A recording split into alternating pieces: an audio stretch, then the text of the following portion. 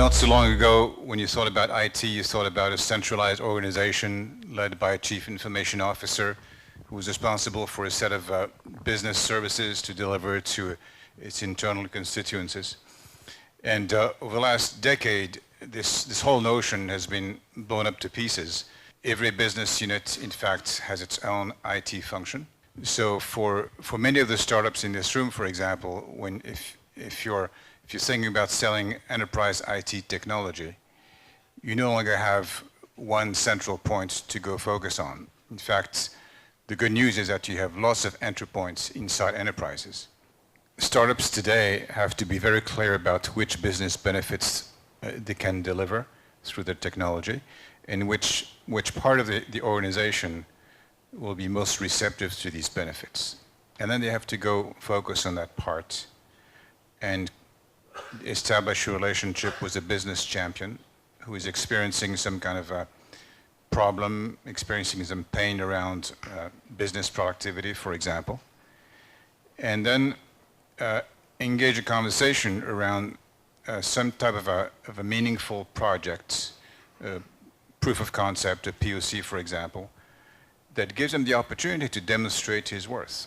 And the good news about today's technologies is that you can do this without spending months and years, without spending hundreds of thousands of dollars. You can do this at very low incremental cost. And the startup that is most able to react, adapt to change, adapt to feedback, be responsive to the enterprise, will eventually become the one that dominates and gets a chance to deploy across the enterprise. When I started my first companies, my backers expected that most of the capital they invested in me would be spent building technology.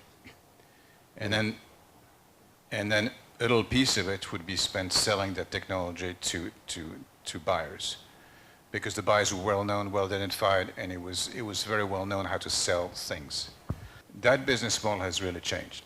Okay. I expect that for every $1 million that we invest in a startup, maybe 20% at the most will be spent in building the product.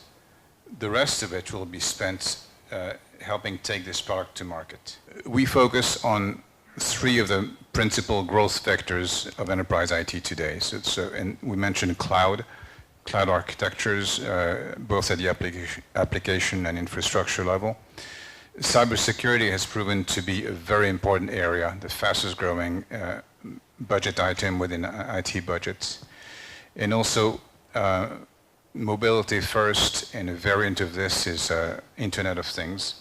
So these are the major themes that drive a portfolio.